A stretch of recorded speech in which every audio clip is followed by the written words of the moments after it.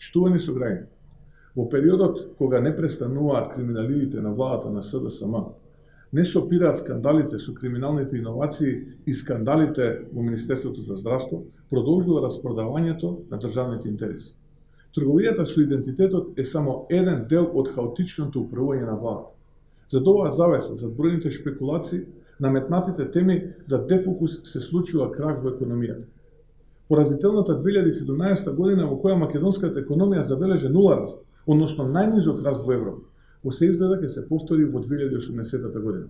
Така растот во првиот квартал од 2018 година изнесуваше 0,1%, а економските параметри за вториот квартал укажуваат дека повторно растот ќе биде најнизок во Европа.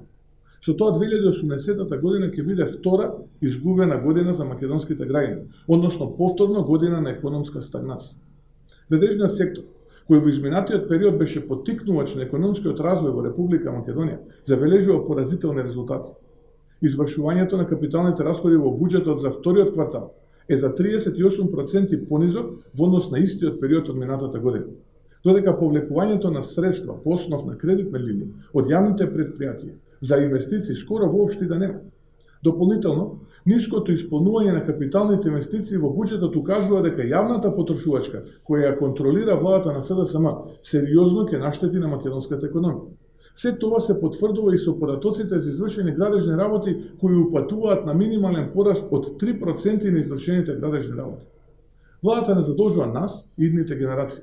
Според официјалните податоци на Министерството за финансии, вкупниот јавен долг изнесува 47,7%, што во однос на претходниот квартал представува пораст од 0,5% поени. Но уште повеќе загрижува начинот на кој Министерството за финансии манипулира и погрешно го пресметува долгот за да ја прикаже розевата состојба во македонската економија. Имено, според Народната банка на Република Македонија, јавниот долг изнесува 48,2% или 0,5% поени повеќе од податокот на Министерството за финансии. Дополнително, почитувани сограѓани, само во месец август до сега СДСМ ги задолжи граѓаните за повеќе од 43 милиони евра, а од почетокот на годината долгот е зголемен за неколку стотици милиони евра. Но најважно е прашањето зошто се задолжува владата на СДСМ.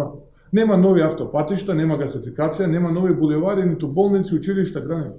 Очигледно задолжувањата се прават за да се финансираат бизнисите на функционерите блиски до СДСМ.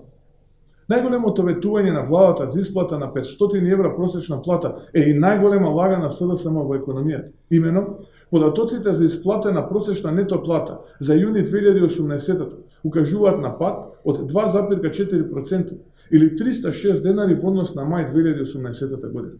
При тоа, пад забележуваат речиси сите гранки, а најголем е падот во услужниот сектор. Дека состојбата се влошува, укажува податокот за бројот на блокирани сметки на граѓаните во Република Македонија. Имено, вкупниот број на блокирани трансакцијски сметки на граѓаните во првиот квартал од 2018 година бележи раст од 1,5% на годишно ниво, односно само во март 2018 биле блокирани дури 191.000 трансакцијски сметки. Навистина поразителни резултати. Младите, освен тоа што се заборавени од владата, тај нанесе уште еден удар. Имено, нискобуџетската компанија Визер веќе најави дека дел од линиите ќе ги скрати, а можеби и трајно замине од нашата држава, што е директен резултат на неработењето на владата на Република Македонија. Со оваа политика бумот кој постоеше во авиосообраќајот најверојатно ќе сопре. Афера до афера, пораз до пораз. СДСМ не е способен и подготвен да ја води државата во вистинска насока. Време е СДСМ да се замине од власт и граѓаните додат напред. Само така Македонија ќе победи.